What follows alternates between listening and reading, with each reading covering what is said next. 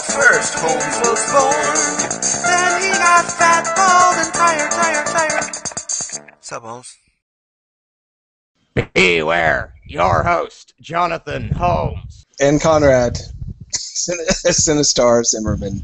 That was adorable. I got to see the man behind the curtain for a change. Normally, James Silva, you may not know this, but on our show, the Sinistar usually introduces me. But this week, we got to see it was a beautiful mustache. My shit's all broken this week. I don't know what happened. I saw the Sinistar before the show, so I'm. Oh, so you know about that. I can piece it together, yeah. You are James Silva. You make video games. You've been making them for a little while now.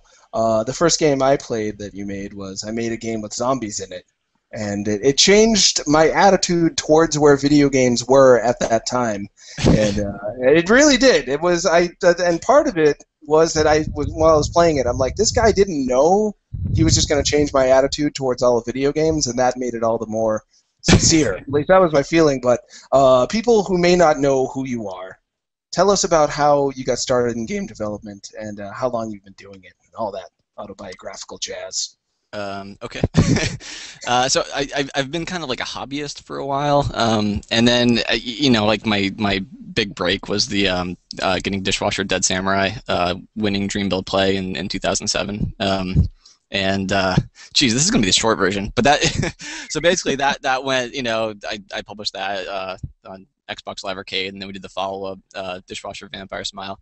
After Dead Samurai, I made a game with zombies in it that was like, it was like a 2-week, like, I was like, let's make the most stupid thing ever, and it was, I should like figure out what it was I did and try to do it more often, because when we're showing our stuff at PAX and stuff, I'm like, here's our new game, Charlie Murder, and then we did Dishwasher 2, and then people see the I made a game with zombies shirt, and they're like, you did that game? And I'm like, but that was the dumb one, this is the one I'm working on, and yeah.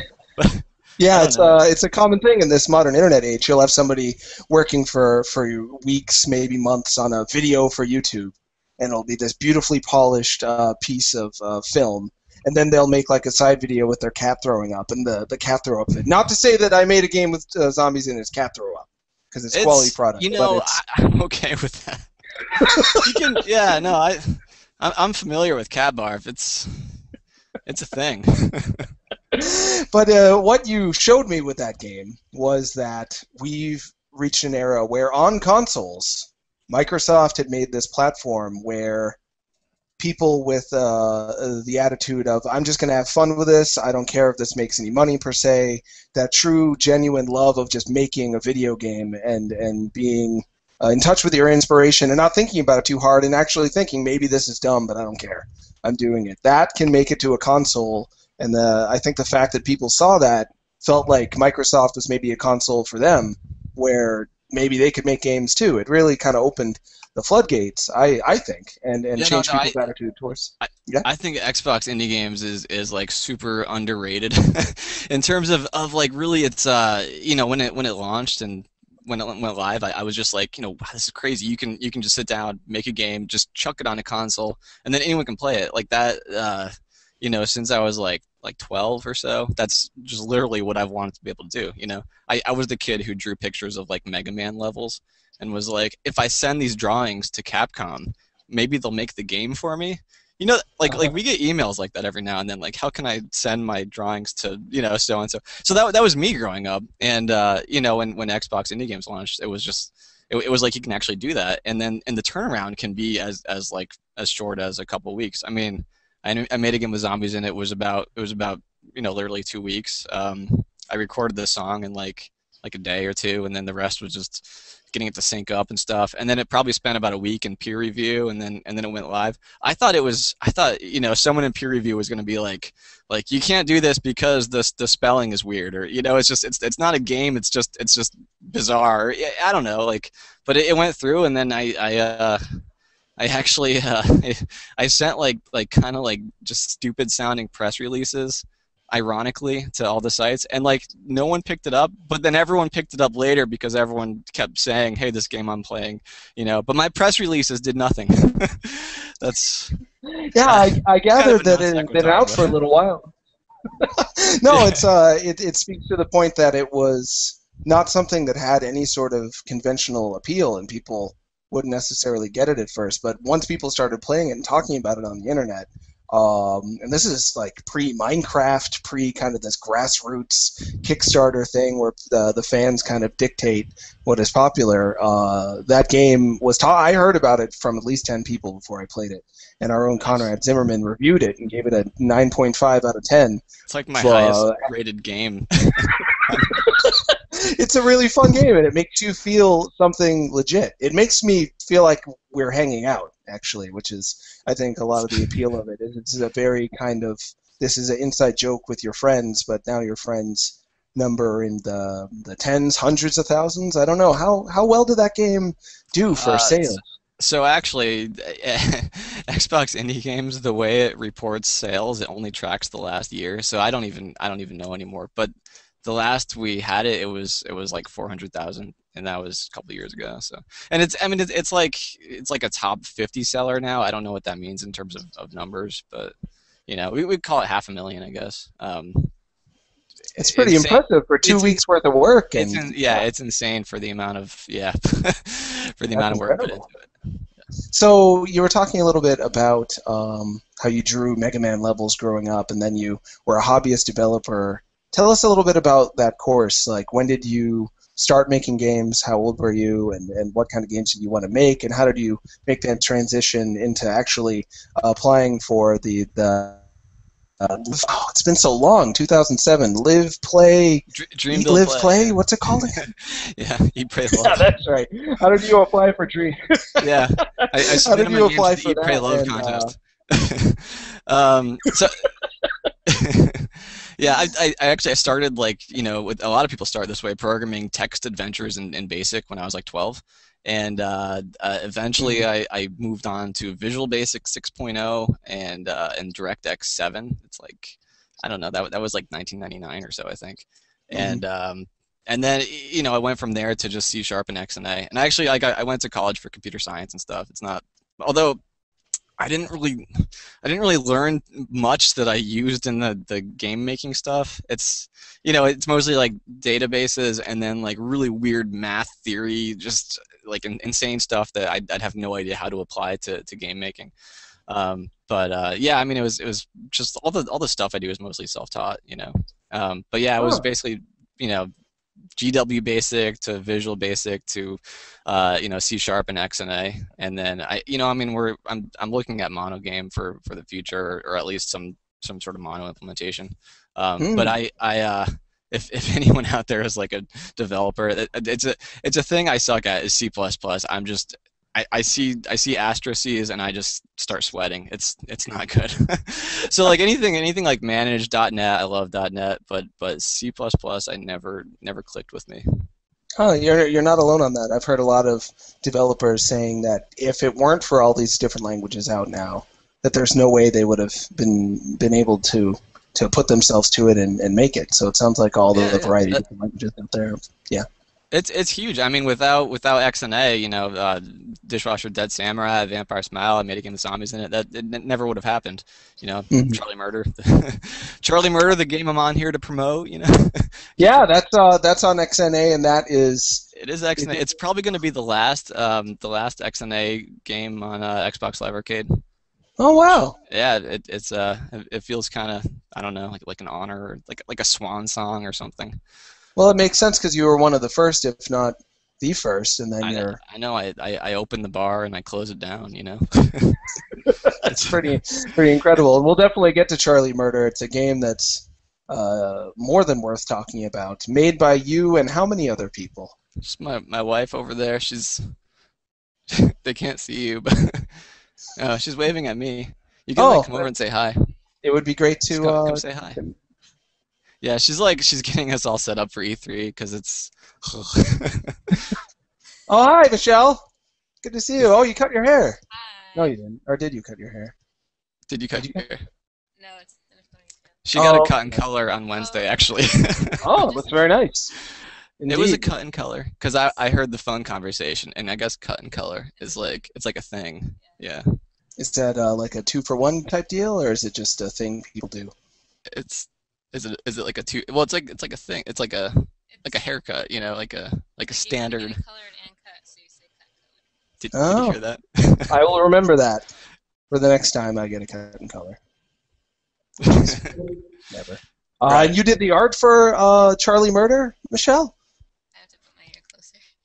You said, did you do the art? Well, we kind of shared the art. Shared the artwork. It started out as all James's work, and then I went in and up-resed everything and like redrew some stuff and added environment work and made everything look pretty, I guess. And she had like a couple sort of, you know, ideas where it was like she has to have this in there, like the reverse mermaid. Reverse mermaid. Yeah, just a lot. Fish on top mermaid. That's an idea that's really in the... People are thinking about that. I know that you weren't influenced by this, but that's also in Bit Trip Runner too. There's a reverse merman, and he's got tidy whities on and a huge bulge. It's a little disturbing, actually, fish bulge. So I know, are any of the characters autobiographical at all? Because they resemble you a little bit to me. Or is that just me reading into things too much? I think I heard the question. Are the characters autobiographical? Not really. They're just like things I've always been, not always, but like been interested in the past. Like I had these drawings of reverse mermaids like years and years ago, and just really wanted to put them in something. I think he's asking about how you and Kelly sort of merged into one character. So yeah, I did notice that. That was more life imitating art than the other way around, because she already had already drawn her before I met you or knew you. So I just sort of did the pink thing in the hair and I did the voice for her. So that sort of became the art became the person after the person became the art. Yeah, there. So we did all like pretty much all the voices. We have like a couple cameos, but for the most part, like did all the like, you know, grunts and yells and screams and stuff. So I don't know if that's gonna be weird or. Basically, every time you set a witch on fire, she makes this like blood-curdling scream, and that's Michelle. Like, I don't know. that is your wife. That is. I don't even have to tell you. I hope I don't have to tell you that living the dream, married to someone who makes video games with you and doing all the voices and the art and then programming it and then having a basement that you live in, that you probably have the rest of the house too, but for all I know. We do. Yeah. Yeah. That is pretty I want to know more about it, but I don't want to be too intrusive. Did you start making games together first and then start dating, or did you start dating and then start making games together? Well, you can explain So, right? yeah. So yeah, we met through the Dishwasher Dead Samurai. When, you know, through the publishing process, it you know, Microsoft put it through this test house for testing, and Michelle happened to be one of the testers. And so like, you know, you just see like a bug was found by like, you know, VMC-Michelle J, you know, and I don't know, I kind of thought it was like a French guy or something, you know, but yeah, and then like at PAX the year after it launched, like she just came up and introduced herself, and you were like, I was actually like really shy. My friend had to push me to come talk. Because I was just like, he was talking to other people, and I was like, looking at him like, should I go say hi? I don't know. My friend was like, go say hi. What the heck? Yeah, and we just, you know, we stayed in touch for a while, and you know, it just eventually, you know, we started internet dating, and then she moved down here, and we're coming up on our 1 year anniversary of. Yep. July 1st. Does that show up? Yep. And when did you start working on Charlie Murder? So that I started like 4 years ago. Oh, wow. And it did some time on. Oh, Michelle would need to yell. Yeah. Oh yeah. You have to totally yell. Like, we're about to let's see. So yeah, I started like 4 years ago, and then it kind of like spent some time on the back burner, and I just like I started it after Dead Samurai shipped, and then I kind of just, you know, put it away for a while. I started working on Vampire Smile, and then at some point I was like, you know what, I'm just gonna wrap it up, ship it as a Xbox indie game, and like our friends at Microsoft, some of them saw it and they were like, this could be cool on XBLA, you know, so we just talked about bringing it to Xbox Live Arcade, and then pretty soon it happened. So the downside of that is like we gave ourselves this schedule based on like me having superhuman abilities to finish Vampire Smile like way faster than I could. So by the time it's a cat. So by the time like we were done shipping Vampire Smile, we were like already behind on Charlie Murder, and it felt like, I don't know, even though it's been about 2 years between games for the next one for the past like 3 games, it still felt just like we've been working on Charlie Murder for just ever. But yeah, we're like, and it shows. It's a huge looking game. The amount of complexity to the engine. It's a 4-player beat 'em up co-op game with it looks like a rock and roll band. Yes, kicking ass of everyone's ass, I think. Yeah, it's I mean, in terms of like the enemy, it's a little bit of just kind of like a horror soup. You know, it's basically all things evil. They're a punk rock band. They've there's a lot of backstory. They used to be just like rock gods, and they kind of fell from like just fame and fortune, and they're kind of washed up now. And they've got these arch nemesis, this death metal band called Gore Quaffer that's just unleashed this army of the damned to just start the apocalypse. It's a beat 'em up RPG. It's just there's a ton of richness to it. We put a ton of work into it, and I think it looks good too. So yeah, absolutely. I wish I had a better pitch. Oh no, it was a very nice pitch, and it's tough to be put on the spot and suddenly have to pitch. I love talking about the games of my guests. I don't invite people on my show unless I really like their games, or else it's really awkward. When I talk about these games I kind of like, I'm like, that is an okay game you made. It is. And then I try to get out of there. I can see someone liking that. Yeah, exactly. But what you've done with Charlie Murder, from what I can tell, is you've extrapolated on the feeling I've gotten from your past games, but added many layers of polish. At least that's how it feels, while still maintaining this kind of what I was describing before is like I feel like I know you when I play your games, and I feel like I'm sitting next to you watching you come up with drawings like on the fly when I play Charlie Murder. Like I'm running through a graveyard and all of a sudden a pumpkin head guy comes out and rips off a face, and I'm like, where did he just spontaneously come up with that? It doesn't seem like something that was hashed out over like board meetings and through a committee who was trying to design the perfect game to appeal. It seems like really a genuine expression of who you are and who your wife is too. I get that feeling that I get to know her through the game as well. So that's why I'm so excited about it. I can't wait for to actually play through the whole thing and get to the bottom of everything in there. When do you think it's coming out? Summer. It is summer. Summer is what we are saying. Yeah. It's been a long journey, and I mean, now the most specific we can get is summer. So yeah, and we'll be at E3. 2 days. Yeah. Exciting. Yeah. But yeah. I'm glad you liked you liked our style, and you kind of, because we do that with ideas. We're just like, we need to do this. It's got to happen. Like a school bus full of ninjas, and so we just put it in there, and it's great. And like, I mean, our process with Microsoft is they know that's how we work, so we just get to put whatever we want in, and it's all just good. Yeah. Have they ever? I've heard a lot of different things about Microsoft.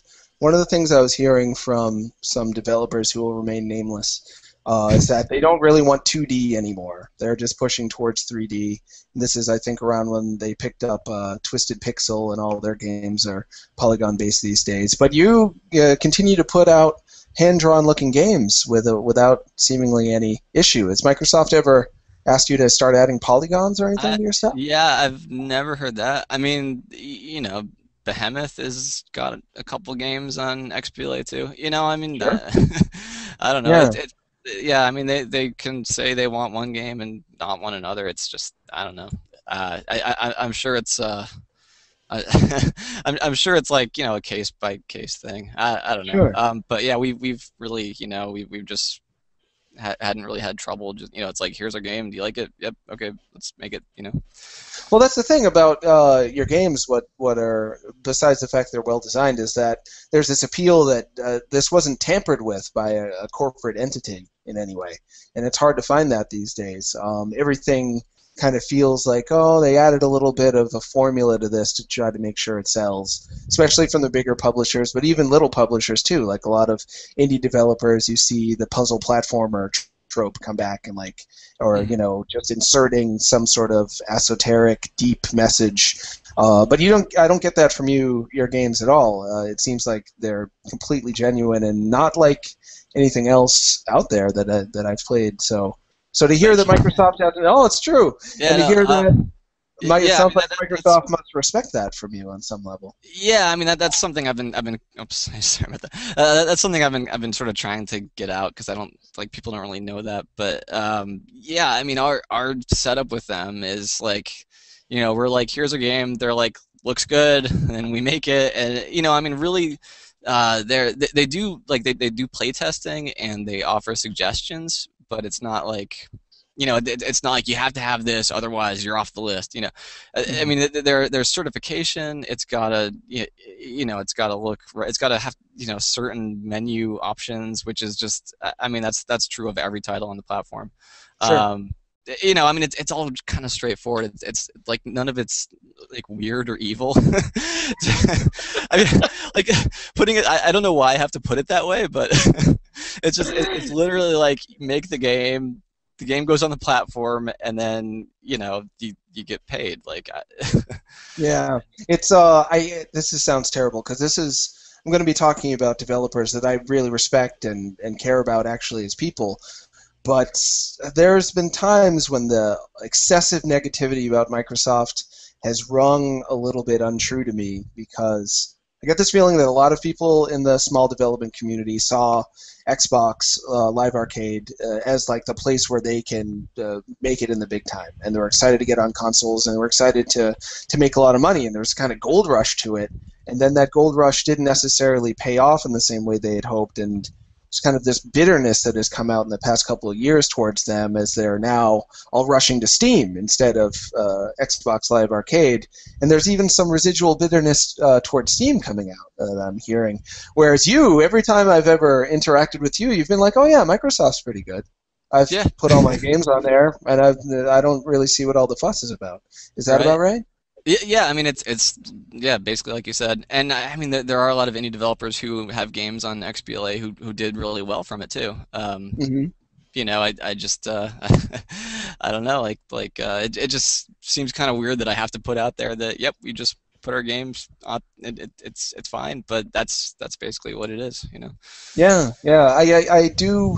It's always frustrated me that whenever developers, I can understand that they're people too, and they've got emotions, and they're not always fully just logical robots about things, that they're feeling badly that their game didn't do as well, and do they want to think, well, it's because I screwed up?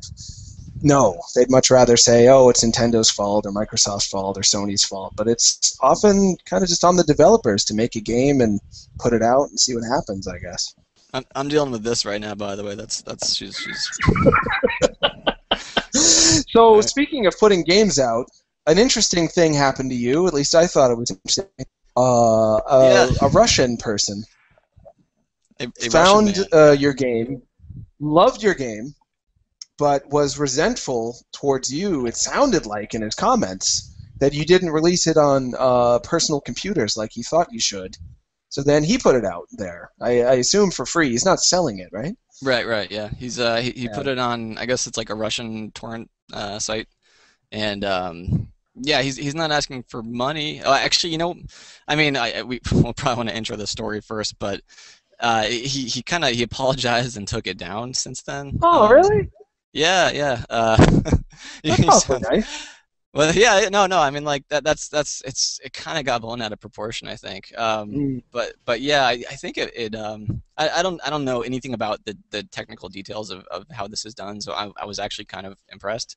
But he was able to somehow reverse engineer the I guess there's you can get, there's like pirated XBLA versions. I think he found like a pirated XBLA version, reverse engineered it. I probably moved some DLLs around or something and got it running on Windows, but the shaders weren't working right, or I don't know. I didn't try it, but I guess people said it works. But anyway, like so he put it out there. I mean, it was a lot of work on his part. He wanted to play it on PC. But the weird thing is, it kind of came out with this sort of manifesto of like the developers were wrong for not putting it on PC. Therefore, I am restoring justice. I am making right, and a lot of people kind of jumped down his throat about it. And then I put out there, I'm not mad. I'm actually kind of flattered. Like Vampire Smile was 2 years ago. The fact that some guy just wants to play it so bad that that he would go through this effort. That's kind of flattering. But I just said that I was kind of weirded out by the justice angle, because it's not like we're not evil. We're not like haha, screw those PC gamers. I mean, it's extra work to make a PC port. I don't know, like we've got Xboxes. I know not everyone has an Xbox, but for us, just putting it on 360, knowing it's only going to be 720p, it's only going to have a gamepad.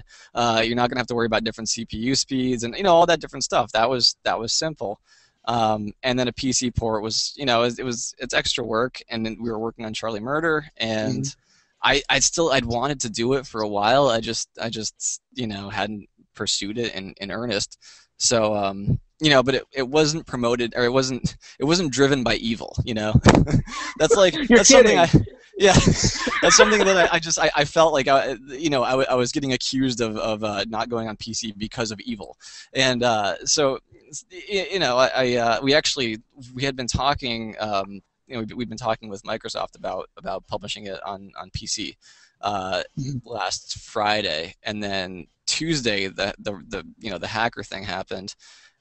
And then Wednesday, the guys we know at Microsoft were like, why don't you just take, this game's getting attention now. Why don't you use that and say, by the way, we're putting it on PC, because we were basically planning on putting it on PC. As anticipated, we definitely got some people who are like, sounds too coincidental, like it's really like everyone. It feels like everyone thinks that they're on the verge of like uncovering a really, really heavy conspiracy, So yeah, the internet is a different place now than it was even when you started in 2007. I think there's this kind of, in our culture and video game cultures, there's this feeling that the people who are able to do things, such as yourself, who are making games that we're all playing, people want to like know who you are and then apply all these personality traits, such as evil, onto you in order to like explain your behavior, because there's this feeling that we all need to like know each other intimately now, and it's amazing that you, who I've always thought of as a humble dude, kind of a regular dude who just loves making video games and didn't expect to gotten, were painted as kind of the Dr. Evil in the scenario. How did that feel to be given that much? In a way, he was putting you on a pedestal, that you had like this master plan. Honestly, I liked the attention. I don't know, like what's not to like about attention, I guess. But yeah, it's like you like the attention, but then you're like, but wait, he says I'm evil for I mean, it was yeah. Yeah. But yeah, but you didn't request that I'm sorry, go ahead.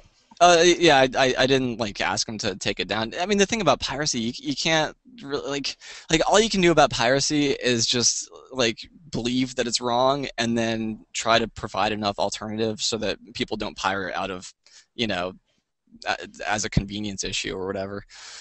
Sure. And so then that was weird, because it's like we're putting it on Steam now, or on PC now. I mean, so. Oh, I didn't hear anything. Jeez.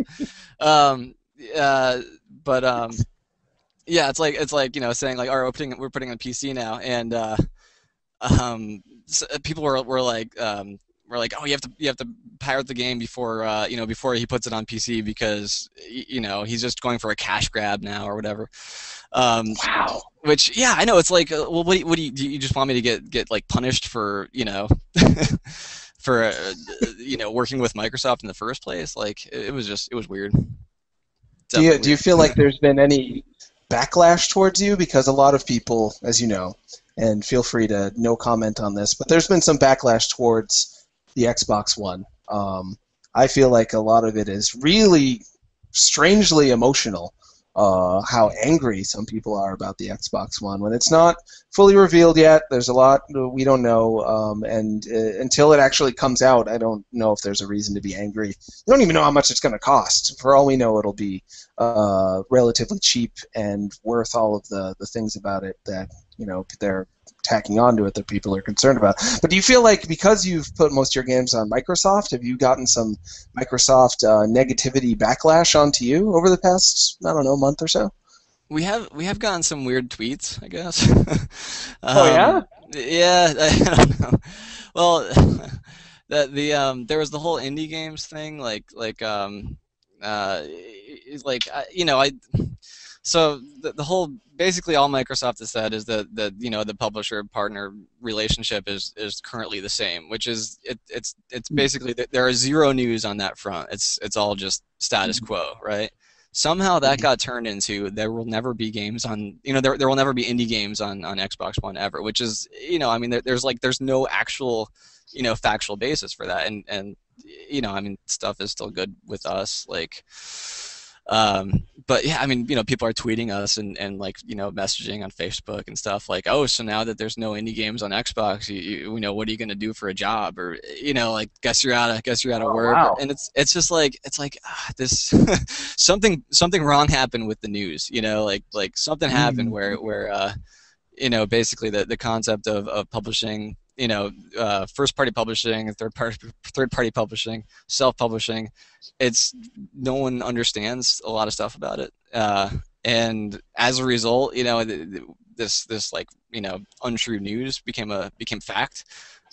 Yeah, I see it as someone who writes news. I see it quite often that I'll write something that makes people feel a certain way, but that's not actually what I wrote in the news. I would write Microsoft is continuing their plan for you need a publisher to be on Xbox Live Arcade, and some indie developers are upset about that. And then people would read that and feel like indie developers upset, that means no more indie games. And then I'll see in their comments well, that sucks, no more indie games. I'm like, wait, no, read what I wrote in the thing. That's not what I said, but the feeling gets interpreted as a thought, and then you're screwed. Then you're accidentally sending a message that you didn't intend to send. So you have to be very careful when you write these things. But as an expert, tell us about publishing and what it really means. Let's set the record straight. What does it mean to be an indie developer who has a publishing deal? For we publish first party through Microsoft, and I mean, like I said earlier, it basically means we do the game, they test for bugs, we fix the bugs. They also do like localization and stuff, and they do play testing and but in terms of creative control and just all the development, and it's Michelle and me. I did most of the music myself. We did all the voice ourselves. So we make the game, and then Microsoft publishes it, and then we get paid. Right. And that's the model. There's no I've had people on Twitter and stuff be like, they're like, well, now it'll be harder for a studio with no money to publish. When I published Dishwasher Dead Samurai, I had $500 in my bank account. It was just my parents were giving me money for rent because they didn't want me to move home. I mean, I think if it came down to it, they would have let me. Not trying to badmouth my parents, but I was, but I was in an apartment with some roommates, and that's what I was doing. I was working on the game, and then you send a build out to Microsoft. They find some bugs. They tell you how to improve it. I was just living month to month on $500 for rent, upstate New York. It's kind of cheap, so that's this first party publishing that basically everyone is saying that means no indie games. That's what we did, right? Game on a $500 budget, and it's out there. Self-publishing is actually Xbox Indie Games is self-publishing, right? And that's been on Xbox for a while, and I'm actually surprised that all of the people flipping out about no announcement for self-publishing aren't like equally excited for Xbox indie games, because they should just be thrilled like constantly, judging by the amount of vitriol I see. They should be like, but it's amazing, Xbox indie games, it's amazing. But that's been there for a while, and you can just put games, like you can just chuck a game out there, and that's self-publishing. I mean, iPhone has self-publishing. PlayStation Mobile is self-publishing. But then, and I've looked at that, and it's not to badmouth Sony, but like PSM, the highest selling games on that, the highest selling games on Xbox indie games sell like about 100 times more than the highest selling games on PSM. So I mean, it's a platform that doesn't get a lot of attention, but it's self-publishing. You can just put whatever you want out there. I don't know too many details about how Wii U or PS4 are doing self-publishing. They still have to go through a cert process, which everyone gets super upset about, but it's still there, and that cert process, I don't know who pays what for it, but it's still there. So I mean, basically what I'm saying is there's a spectrum of responsibilities and opportunity that going from third party, first party, self-publishing, each one has its own strengths and weaknesses. And I mean, like who knows what's going to come out with Xbox One, but they've said very little about it so far, and I'm expecting there's going to be cool stuff coming. Yeah, I'm excited to find out, hopefully as soon as next week. If I were Microsoft right now, I would I think of it as professional wrestling, this whole relationship between the console maker and the audience. And sometimes people suddenly love to hate a console maker. People have hated Sony for a while when their updates were too long, and then they got hacked. Everyone was making fun of them for like a year. People have made fun of Nintendo for being out of date and having motion controls when they aren't cool. And kind of now it's Microsoft's turn for everyone to hate them. But if you can take all that attention and energy that people are putting towards you, like a professional wrestler would, like when The Rock smashes Roddy Piper in the head with a coconut. I wish that would have happened. That never did. That was actually Superfly Jimmy Snuka. But and then turn all that energy around, and then do what they call a face turn, and suddenly make everyone happy and give them everything they want. Then they totally love you. And if that's what, if I were Microsoft, I would announce on Tuesday, oh yeah, and you can just self-publish, by the way. We just hadn't gotten around to saying it. And people who don't even know what that means will just freak out. And there's really no reason not to continue Xbox Live indie games on the Xbox One that I can think of. So hopefully they'll keep doing that. Like you said, the sales are more impressive than people might know. Oh, yeah. I mean, it is mostly Minecraft clones, but it's like the fact that the numbers are there. It's kind of, I don't know, because like I said, I was curious about PSM, and it's like, well, I made a game with zombies and it sold probably 500,000 on Xbox indie games. It's a platform that's just severely underrated. Mm-hmm. Absolutely. How many games do you have on Xbox Live indie games? I've got 4, and then one of them was like, it was my first game. It's like a kind of Smash Brothers type thing. It's not good. But really, I didn't even know about that. What game is that? It's called ZSX4 Guitar Apocalypse. And of course, I want to play that. What happens in that game? It's still there, It's just not good. I don't know. How much does it cost? Probably $1. $2? It's probably $1. So you can just put out a thing like how I might upload a video to YouTube and then be like, all right, it's there. And then I'll check back in a year, and all of a sudden it has all these views. So you can. That's a really nice service to have out there. Now that I think about it. But that's the thing. It's like if you want to just chuck a game out on a console, it's literally the only thing where you can do that, and then it's also pretty decent. There are some things they could improve. I mean, it's true of anything, but for what it is, sure. It's like I said, it's severely underrated. Absolutely, it's been my dream to just be able to chuck a game out there, And some Japanese developers are on there too. I don't know if you've played Thousand Spikes, Aben Hawkins and the Thousand Spikes. It's pretty fun. I didn't know that was a Japanese developer. I know it's got the 8-bit style. You know, it's like it looks like a Nintendo game, like pitch perfect Nintendo game. Yeah. They're actually called 8-bit Fanatics. I'm gonna hopefully meet them next week because they're putting their game out on the 3DS and Vita. Are they the one with Obama and a samurai? Yes, that's the one? Tempura of the Dead. I have played Tempura of the Dead. It's pretty fun. I should try to introduce you. That would be fun because you two are like my favorite Xbox Live indie game devs. So it'd be fun to take a picture of you standing next to each other. But I meant to ask, have you ever considered putting your games on any other consoles, Sony, Nintendo, what have you?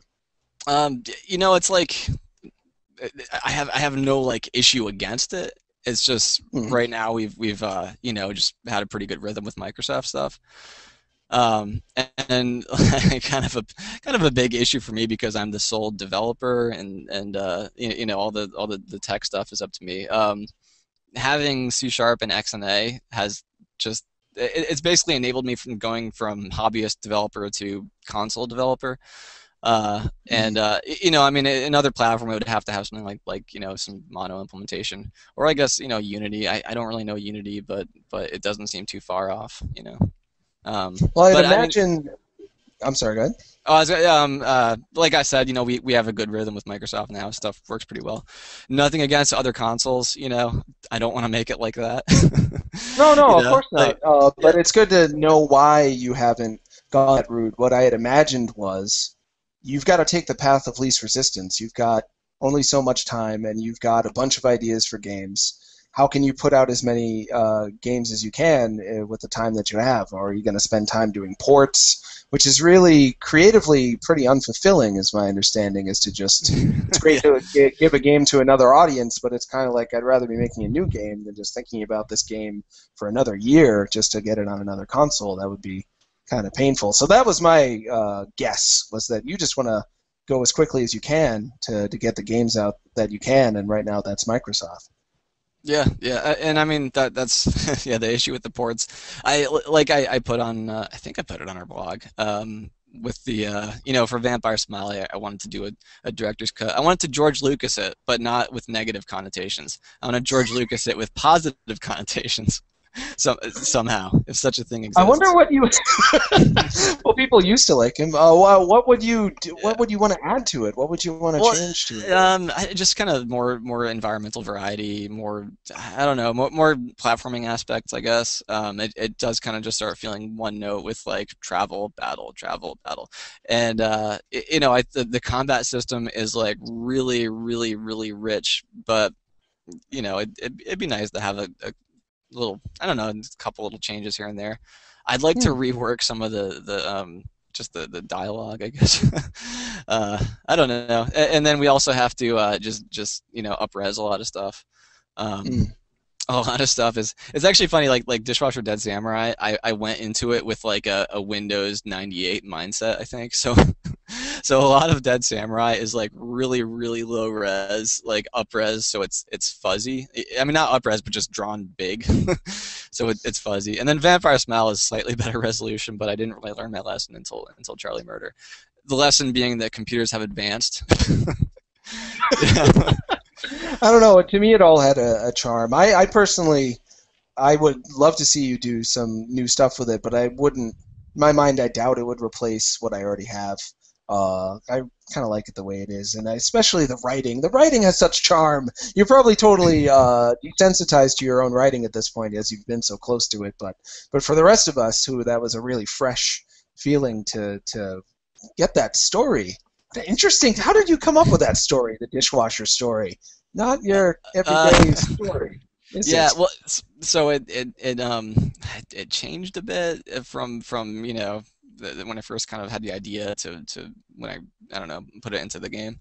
But yeah, I mean, the start of it is I was a dishwasher, and I got obsessed with this idea that there should be a game about a dishwasher who murders everyone, because you know, I'd be washing dishes, and you get no respect when you're washing dishes, and I would start telling people that, you know, Bruce Lee was a dishwasher once, and they never listened to me because I'm a dishwasher, you know, and it's just like, well, I'll show you guys. I'll make a game where there's a dishwasher who's like becomes this super undead samurai that just kills everyone, and everyone's just like, it's the dishwasher. the heck, you know, and it's yeah.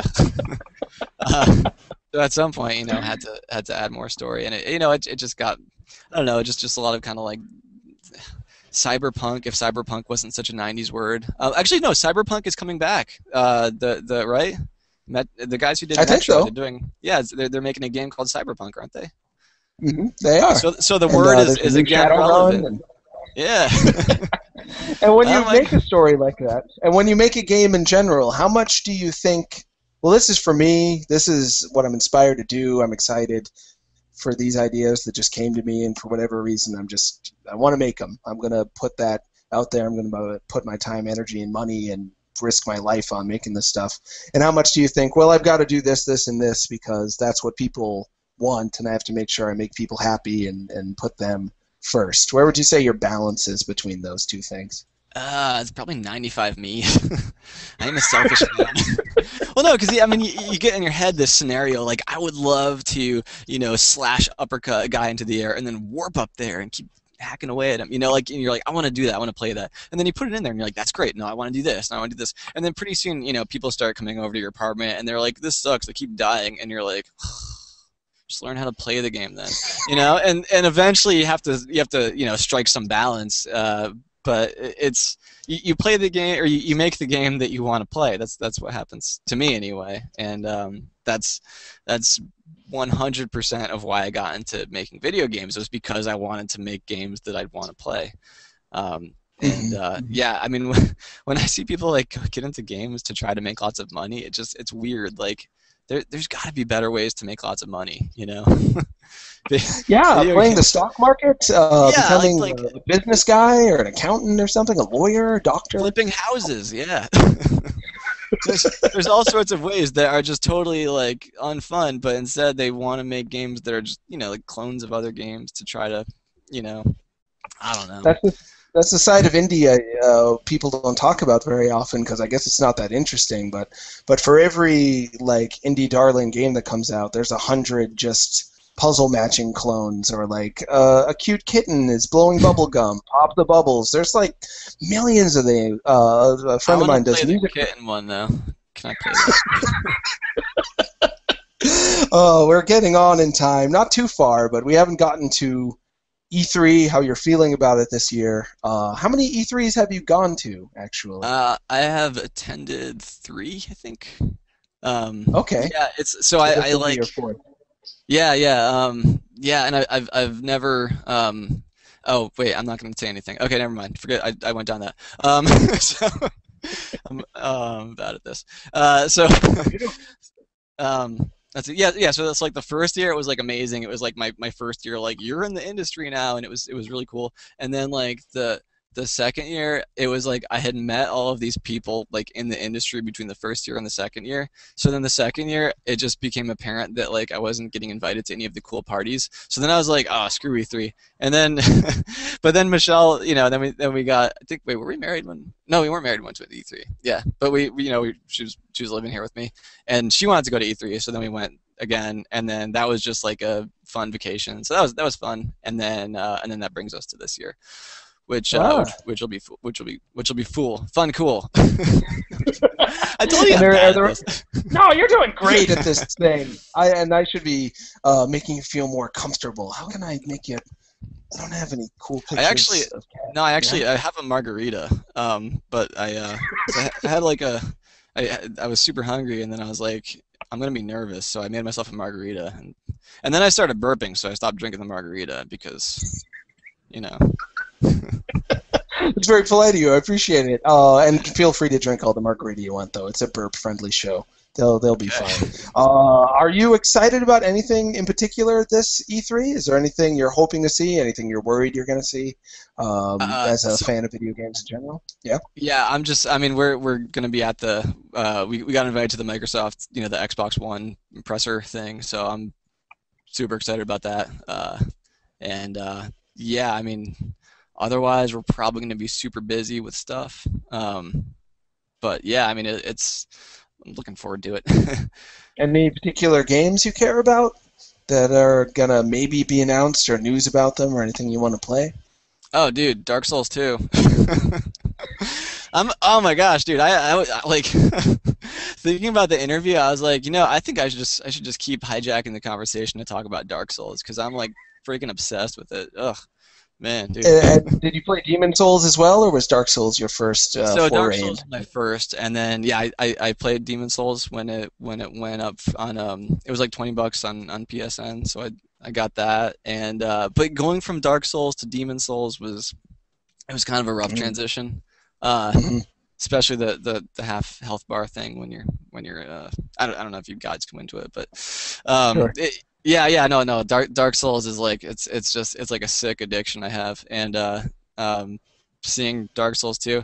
Oh, here's if you want to sell the media stuff on Xbox One, here's how you do it.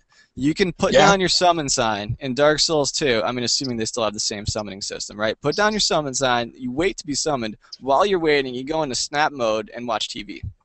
And then you can watch TV. You can go around Netflix.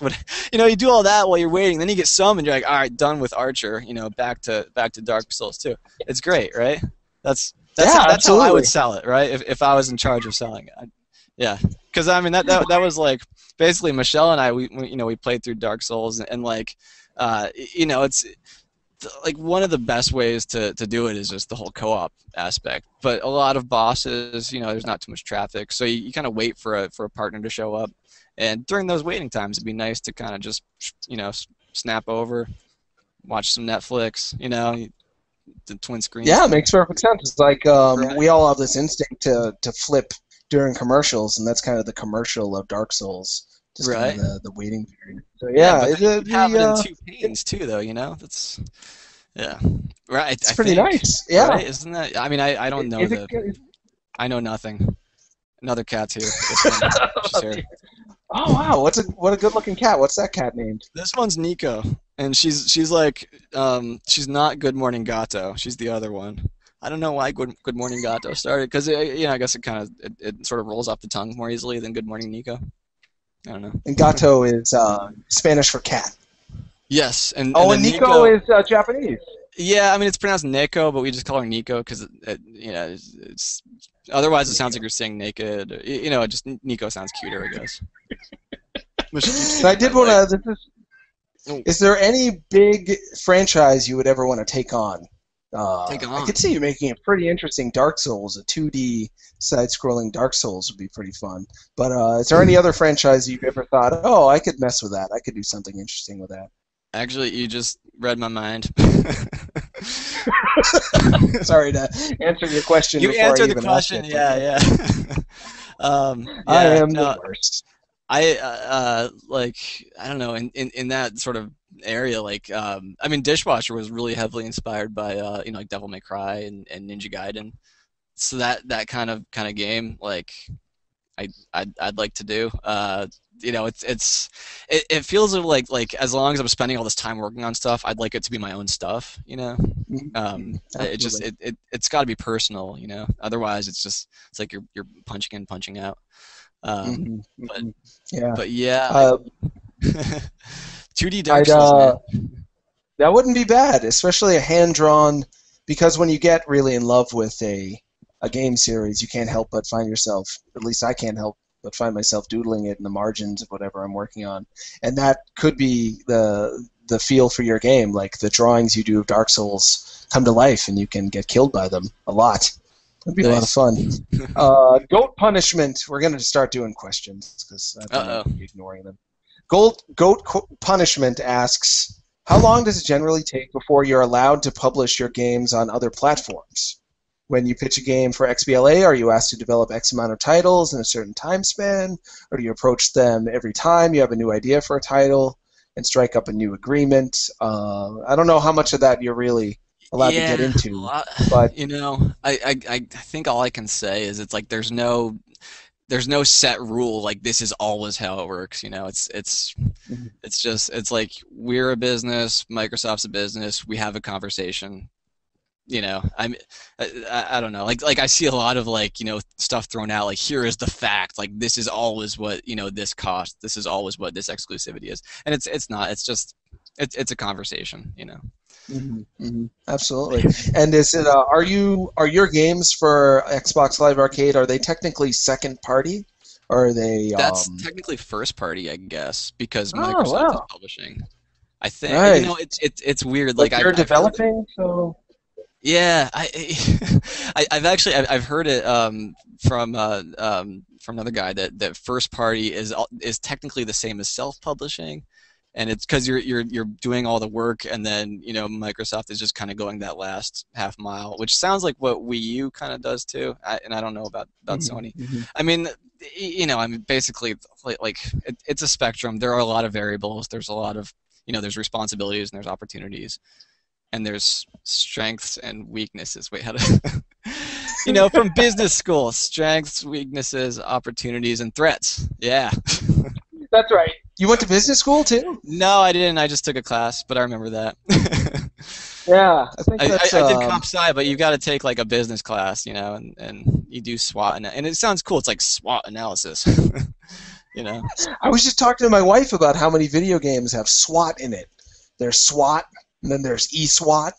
It's really only two, but I don't know why there's any called SWAT, because who cares about SWATs? Just sounds good. Bob the Cat Lol asks, why do you think other indie devs have clashed with Microsoft and had such different experiences from yours? That's tough. You're such a nice guy. You don't want to publicly say anything that might sound mean to anybody, but do you have an idea as to why? And if not, I can answer it for you. But do you have an idea as to why there's been this negativity around them lately?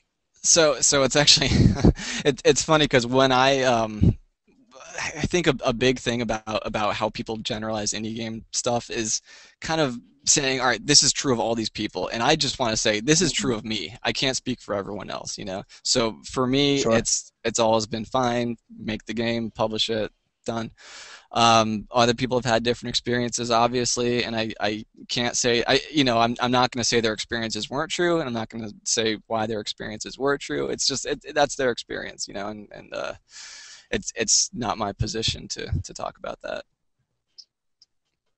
Or Absolutely, and judgment. Yeah, a lot of the even some of the developers I've had on who have said they've had problems with Microsoft have also said, but there's some great people at Microsoft, and it's not like you can talk about Microsoft like it's a person. It's a group of people, all with different attitudes within them. But the one thing I've heard repeatedly is if they value you, then they're going to treat you pretty well. And if they don't value you, then you might not get as many emails back. And I've heard that about Valve when it comes to Steam.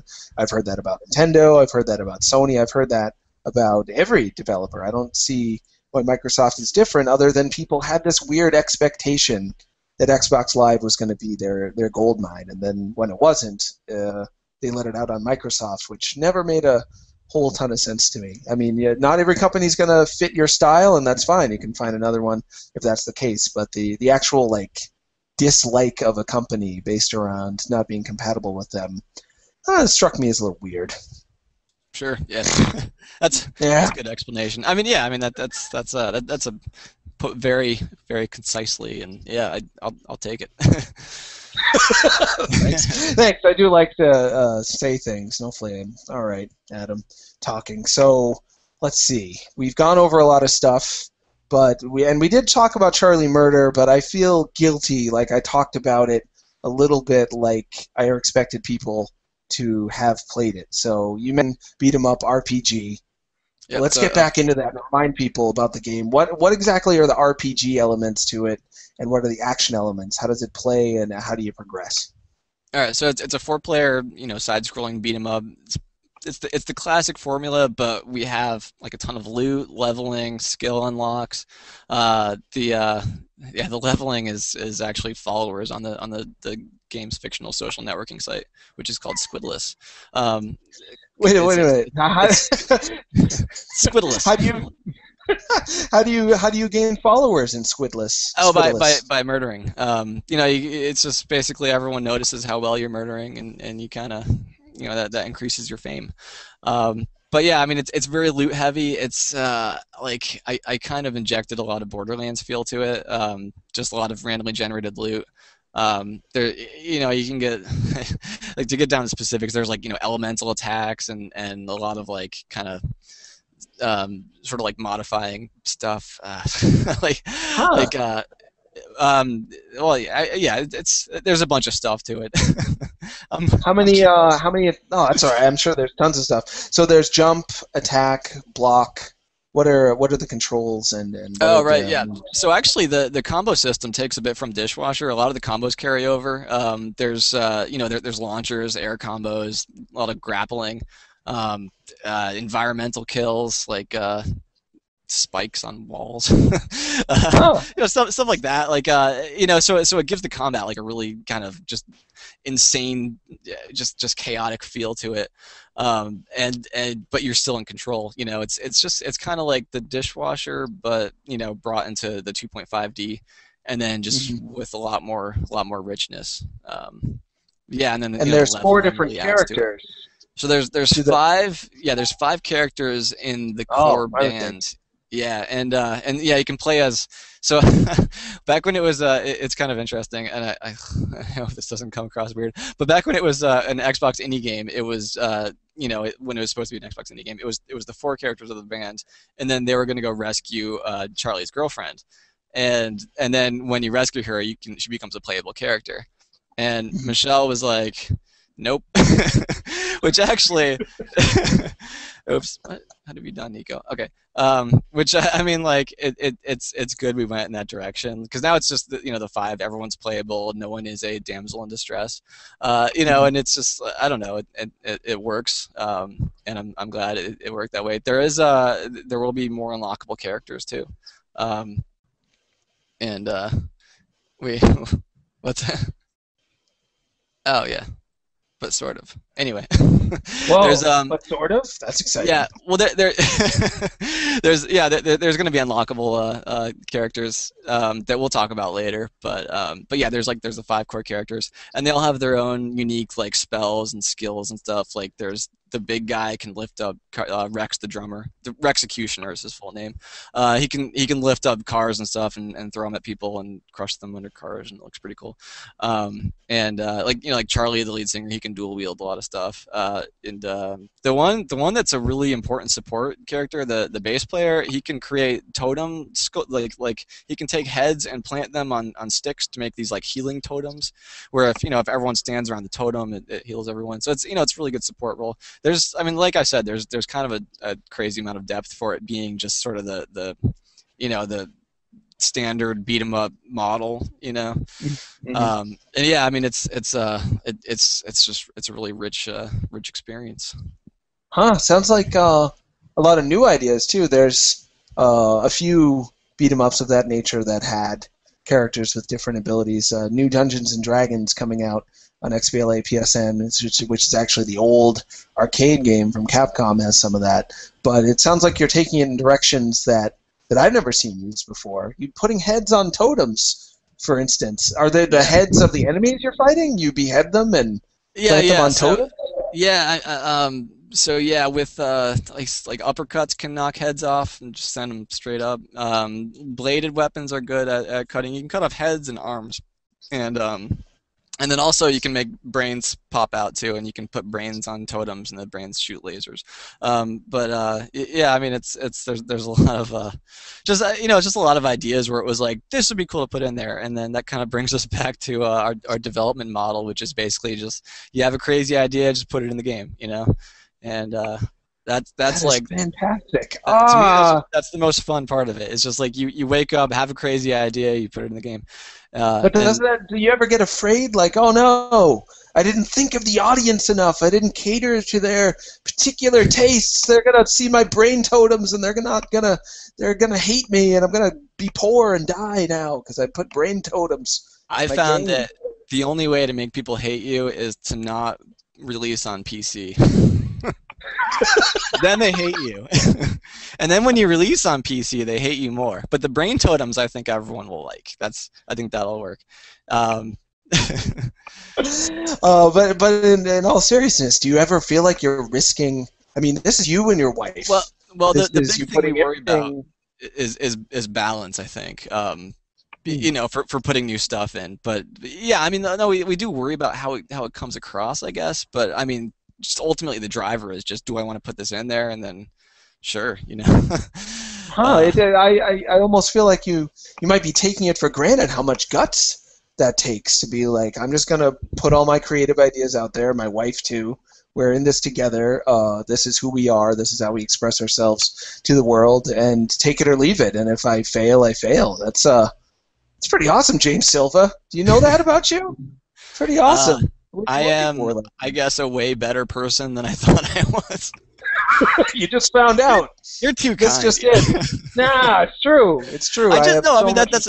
I just want to put stuff in games, and then if you like it, good. If you don't, you know. I mean that's that's just few what it is. people I know, they just they don't have. Most people I know, most devs I know, are a little more afraid to really put it all out there like that, which is why I think your games stand out the way they do, and I do hope they get appreciated as they should. We've got little time. Yeah, me too. Is there anything that you wish we had talked about that we haven't gotten to as of yet? I'm trying to think if we missed anything. I don't know. We got Vampire Smile PC, Charlie Murder on XBLA. No. I'm a better person than I thought I was. So says you. We do have some new questions that came in. Dark Souls related question. Yes. You'll probably enjoy this. Bring it. What's your favorite type of weapon to use in the Dark Souls? All right. Well, I've got I'm playing through New Game Plus right now with like my 8th character, and I got a Demon Great Machete plus 15 and 50 strength, and I like that. But I did find, and I stopped playing as this character because it was just stupidly cheesy for PvP. Dark Bead with like super high poise armor and you know, like 50, I guess 40 intelligence would do it. But you just walk up to them and you blast them in the face with Dark Bead. That was like stupidly overpowered. But yeah, I like the Demon Great Machete. It's nice. And then I have made a Zap Hander class just to try it out, and it does feel as cheesy as it should. So I don't know, Mr. Holmes, how into Dark Souls you are. But the guy listening, he'll be like, "Ah, what a noob." He's probably judging me right now. I hope not. That was truly talking the talk. Did you play Dungeons and Dragons at all growing up? Because okay, you know what? I was not allowed to. Really? Why is that? Yeah. I grew up in a household that was affected by the you know, Dungeons and Dragons will make you do wicked things. You know how there was kind of like that thing in the 80s where like a lot of people were freaking out about it. That was, you know, and I mean I love my mom. I can't speak of her, but she definitely told me at some point that there is a game out there where if you play it, the dungeon master will tell you to do something, and if he tells you to kill someone, you have to do it. You know, and I was like, "Oh, Mom, protect me from this." You know, because I must have seen. Yeah, I'm sorry, go ahead. No, I don't know where she heard. You know, she probably heard it from some, you know, news or a friend of a friend, or you know. And then I was like 8, and I was like, "Whoa, people that things that grown up do. It's terrifying." You know, I don't know, but yeah. Have you heard of Mazes and Monsters? I've talked about this before, but I'll talk about it forever. You gotta watch this today. This is your new job. Is it on streaming? Yes, it's on YouTube. It's gotta be. Tom Hanks in a made-for-TV movie called Mazes and Monsters, where Tom Hanks plays Dungeons and Dragons, essentially, and goes on a very depressed killing spree, maybe, where he's seeing goblins in the street, and he's calling his mom and going, "I think I killed somebody." She's like, "Stay where you are. Stay in the phone booth." He's like, "Oh, there's orcs coming!" And then it's probably where your mom got the idea, and a lot of moms did, because you know Tom Hanks is a trusted name in child rearing, and he told us to not play those games with our kids. But it sounds like you have an RPG mind to you. Do you like other RPGs other than pen and paper RPGs? Yeah, so I've never played a pen and paper RPG, but we had a Mac growing up, and there was this series called Exile that was Jeff Vogel, Spiderweb Software. He made these very story-driven, very kind of like classic Ultima style RPGs. And he's still doing it, actually. He's still making, now they're isometric, but they're the same style where it's like not really animated, just very, you know, like you have hit the orc, you do 5 damage, the orc hits you back. You know, it's just like it's very text driven, the graphics are there, but they're not like the strong point. Mhm. And he actually, so that's what I played a lot of that growing up, and I just wanted to check up on, see what he was up to. And turns out, like, I go to his website, the top post was like, you have to play this game, and I made a game with zombies in it, and I was just like, oh no. And I emailed him. I was like, I played all your games when I was growing up. You were an inspiration. Like, I wanted to make games like you. And then he actually met me at PAX one year. We got to say hi. It was pretty cool. But just yeah, it was weird. Yeah, I bet that's real dream living. Where do you think things can go from here for you? Do you feel like there's a chance for you to get bigger and bigger, or are you hoping to kind of maintain where you're at in terms of your output and how much you bring in financially and otherwise? Or do you feel like you could become like the next Miyamoto who's like running a whole company someday? Right. I think we want to maintain. I mean, that's like, I don't know. We've kind of had that, sort of just like looked at that over the years, the years, like all 5 of them. Yeah, I mean, the idea of like hiring some more competent programmers than me and stuff, but it's just like, I don't know. I like having complete control of the development stuff, and it's just, I don't know. Then you have to manage. I'm not really good with personal skills, as may or may not be apparent in the. I don't think so at all. But you don't strike me though as a guy. Not personally. Your personal skills seem great, but you don't strike me as someone who's like excited to make somebody think what you want them to think in order to create the game you wish they did. Like, I can imagine someone coming to you and being like, we'd like to port your game to this, this, and this, and you thinking, oh, then I have to like tell you screwed up when you didn't do that quite right. We've been approached about porting stuff, and that's kind of how I feel. It's like I don't know. It just, like, what if it comes out bad? Like, I don't know. You have to tell them. It's so awkward to be like, you made my game bad. Sorry. Yeah, you failed. That doesn't seem like something you'd be. It's like the opposite of what you do right now. It's just you and your wife collaborating as kind of one and putting this stuff out there without having to have any of those kind of awkward business or otherwise conversations. Right. So yeah, is that weird that's like a deal breaker with having someone else port? Is just it's just like having poor management skills. I don't know. I mean, that, like, to me, it's like I just wanted to make games. Why are you telling me I have to do this, otherwise I'm bad? It's no, you're not alone on that at all. It's right. We had Jasper Byrne on the show not that long ago, who I think you would get along with very well. He's also a big Dark Souls fan and makes the music for his own games and the graphics and everything. He's another kind of one-man band, or practically one-man band. And he's having his game ported to Sony consoles, and he seemed completely stressed out about working with a team who he cares about. He likes those guys, but it's just not what he got into it for, to have to manage. So I hope you never have to. And so far, so good. Management is the worst. It's the worst. Goat Punishment has another question. Thank you, Goat Punishment. Yeah. I do appreciate it. He wants to know who worked on the music for Charlie Murder. I know you worked on it, but did you do all of that music? Yeah, we have a guest in there too. That, like, we haven't. I mean, we'll announce it. It's like a secret right now. Okay, sorry. But oh my gosh. But yeah, I mean, most of the music is just me. With my fictional band, that I keep alternating between, like, should I just pretend it's a real band, or because sometimes people just believe it. I believe it's a. How long have you been playing music for? It's a real sounding music. It's not like fake music. Thank you. You're welcome. When did you start playing? I started playing drums at like 16 or so, and then guitar like 23 maybe. I'm 32 now. I'm really old. Oh. Yeah. Are you really? You look Yeah. much younger. But you probably you. knew that. No, it's because do you of play- my hair, and I'm just a scrub.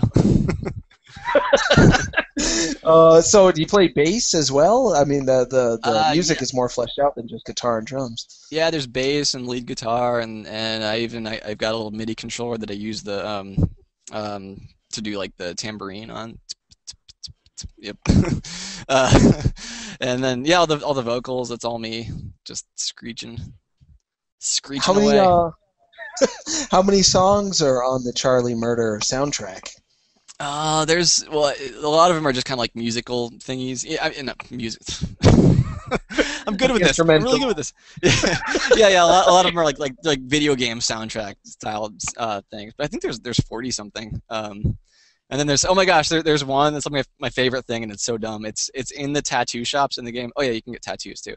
In the tattoo shops, there's like a radio station that's always playing, and it's like a radio show that I like. Michelle and I made it, and then we've actually got we actually got Dan Amrick in on it. So it's this radio show, and like it's like this 20-minute long show, and it felt like when you're 10 and you're making a radio show, except now I have like tools to make it sound good, and it was fun, you know. It's like talk radio? Yeah. People call in to, express their concerns and opinions on the zombie apocalypse, whether bands should just be, engaging in open warfare right now. Just was Charlie big before they sold out? Like what happened there? Yeah, there's there's a lot of stuff going on. This job you have, this job you created is everyone's dream to just make stuff and then just sell it and then not die. Wow. I am once again. We haven't starved to death. Yeah, I'm always worried about that happening, but it hasn't happened yet. I do. It's funny. I eat a lot of ramen, but I like ramen, so it's It's delicious. I get the good stuff though. I get nongshim, the spicy picante. It's like you can get it on Amazon, like a box of 40 of them. How much? $40. Yeah, it's more. No, it's more expensive. It's like $1 a package, which is more expensive than grocery store ramen, but it's like good. It's good. I'm telling you. Still pretty cheap. 40 for 40 is not a bad deal. That's You're on Prime. Are any thoughts of putting your stuff out on Bandcamp? That's one thing that I've been almost sad about, that I haven't noticed a way to get your music separate from the game if I wanted to. We've got it on Bandcamp. How did I not see that? What's the name of your band on Bandcamp? No, it's just it's if you go to, I think if you just go to music.ska-studios.com. There it is. Yeah. Music.ska-studios.com. I feel like I'm describing a URL in like the 90s. So it's on the Ska Studios soundtrack. Is that? I mean, website. Is that for sale? It's. Can you buy it or? It's pay what you want, or pay nothing at all. And we use the, basically if people donate, which is, super appreciated, that money just goes to pay for free downloads for the people who don't donate. So you're kind of helping freeloaders. But we love freeloaders. We're stop hating us. Yeah, I can relate with freeloaders. I used to in art school, because I'm an art student, former art student. I used to buy the $1.75 mashed potatoes, which they thought you'd get this much, but I piled it on like just a giant brick of mashed potatoes because I was poor and I wasn't trying to. They just give you unlimited, like as much as you want on the. They didn't want to, but that's what they did. So the lady did look at me askant, like. Smashed potatoes guy again. But I couldn't. I had no shame. I had to eat it because not everyone has money, and it's nice that you appreciate those folks. Mr. Assassin 123. What? Wow! What a strange. I did not expect this question today. Oh. What's your favorite flavor of ice cream? Is this an inside joke, or is he just really wants to know? Yeah, I don't know. I've actually been way into those frozen yogurt places where you can put all the toppings on, and then you weigh it, and it ends up being like $6 for frozen yogurt, but it's worth it. And then I get like a bunch of fruit, like just kiwis and stuff. But if it has to be strictly ice cream, it would be like the Panda Paws, Moose Tracks, whatever they, like every brand has its own one where it's like the chocolate with peanut butter and vanilla. Do you know the? Oh sure. Yeah. Oh yeah, absolutely. The Neapolitan, I think. You mean the split up between the three? Oh, no. The swirls. It's like there's little like nuggets of it's sort of like Reese's peanut butter cups, but not. Have you had the Samoa? No, I know what you're talking about. You're talking about chunks in your ice cream. Yeah, Have yeah. you had the Samoa Girl Scout cookie ice cream from Breyers? No. Have you had it? Is it Dude. amazing? It is, because I don't know what your favorite Girl Scout cookie is, but almost everyone says Thin Mint and Samoa. Thin Mint's cool, but in ice cream form, it's just basically mint chocolate, so whatever. Samoa? I can't even tell you. Mind-blowing. Is Samoa the one where it's like a donut-shaped one? Yes, That's with coconut in there. Yeah, And yeah. like a chewy caramel. The ice cream blows it out of the water. It's freaking delicious. I don't want to like disappoint, but growing up, mine was the peanut butter and chocolate ones again. It's always peanut butter and chocolate. As far as oh my gosh, we ordered Girl Scout cookies. It's weird because like we have a house and I've owned this for like maybe 2 years and stuff is still a little bit new. So like Girl Scouts coming by for Girl Scout cookies. So I ordered some and like she never came back. I don't know if there was like a wrinkle in the system. I don't know how it works, you know. Sounds like they ripped you off as like a hit and run. Yeah, well, because you paid them up front, right? Oh, yeah, really? Yeah, I didn't pay. So I mean, I don't know. Maybe maybe they weren't able to get the supplies. Yeah, you know. Can I file a complaint? I don't know how this works. Yeah, I don't know the formal complaint system to the Girl Scouts, but gosh darn it, there should be one because they screwed up. Well, I think we're just about running out of time. But Charlie Murder comes out this summer. Is that right? Yep. Yes. Summer. Don't quite know when. Is it done-ish? More or less done? I can't really say how done it is, but I can say it's coming out summer. And yeah. It's in ish area of done. Yeah, it's yep. There's an information chock full answer for you. And are you already planning what's going to happen after that? Well, yeah, we Vampire Smell PC. Right, but I mean like a new thing. After that, yeah, no, we've got a bunch of ideas. We have like, basically we're gonna do something, you know, and we're looking into doing stuff on Xbox One, obviously, because we're an indie studio, and it's just gonna blow your mind. We're an indie studio, and we're gonna, put something on Xbox One. We just have to figure out what we want to do next, and I'm excited to play around with the hardware and stuff. Honestly, I can't wait to work with it. Charlie Murder Summer, Dishwasher PC soon. Yeah. I'm curious though if there's anything about the Xbox One that might potentially change your style. Like if they can say, oh, it automatically turns your hand-drawn pictures into polygons, then would you be like, oh, okay, polygon time? That's very unlikely, but is there anything? Yeah, I mean, we're like the style is the same. Like, I mean, the people at Microsoft know our style. They like us. They want more of it. So I mean, that's all just the same, and that's really what I want to do. I've actually I've looked into like 3D stuff. I've learned a little bit of 3D modeling, and I'm not good at it. And when Behemoth released Alien Hominid, I was like, you can still do 2D games. This is like it was really just like the fact that like there was a big effort to make a really it was a PS2 game. Like it was something special, and it was still 2D, and it was like, hey, we can make 2D cool.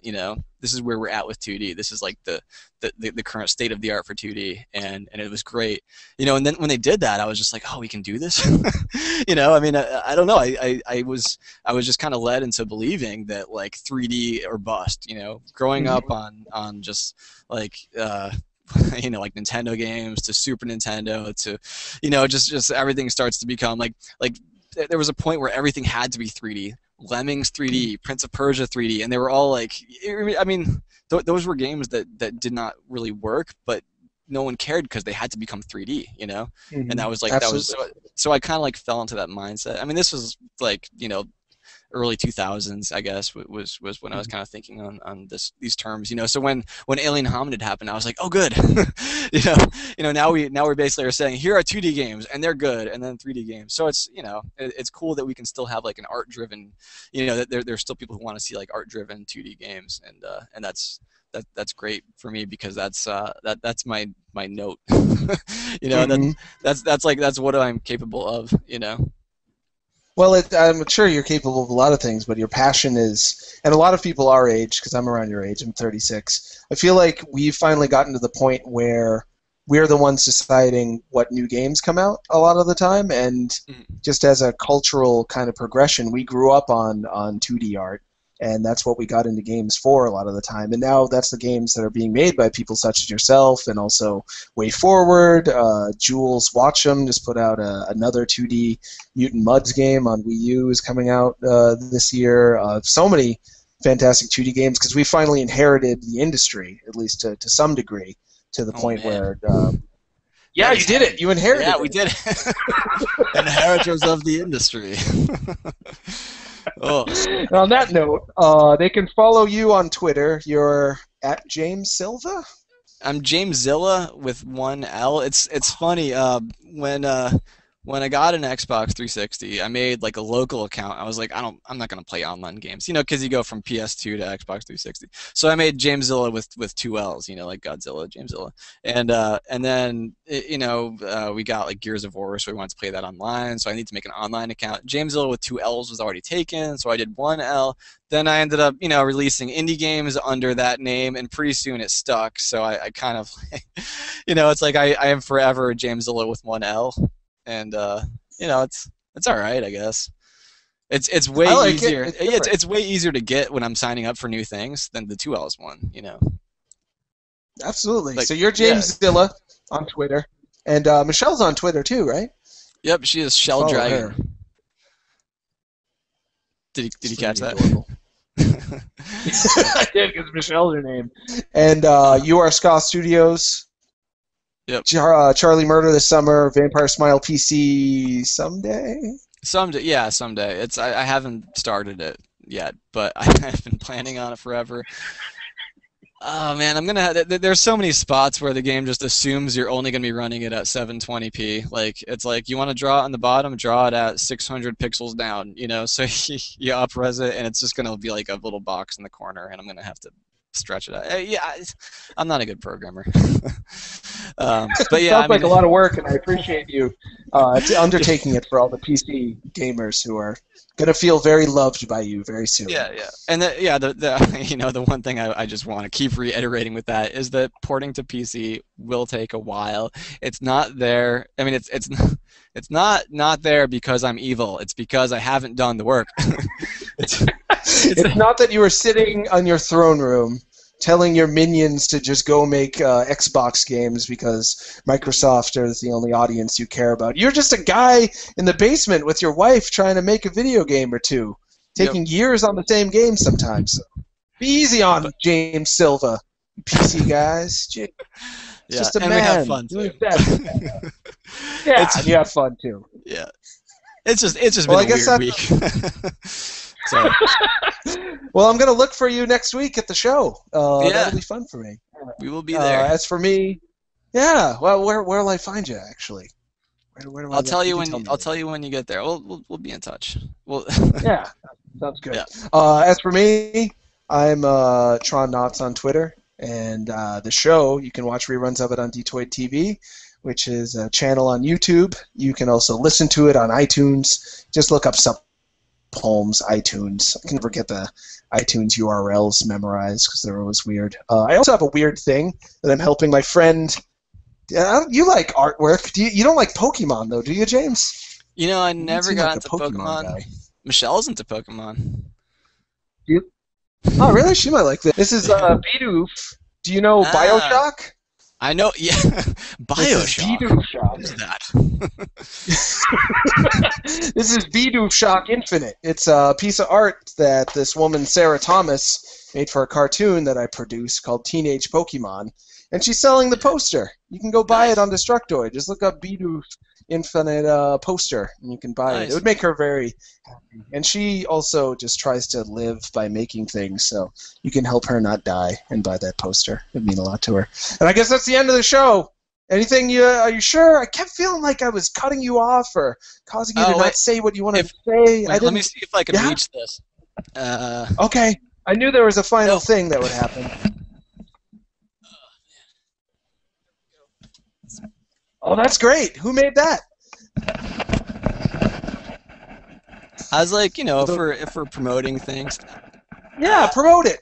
Yeah, we've got little Dishwasher plushies. He's got a little sword there, and yeah. That's badass. I don't know. Buy that on the Scott Studios site?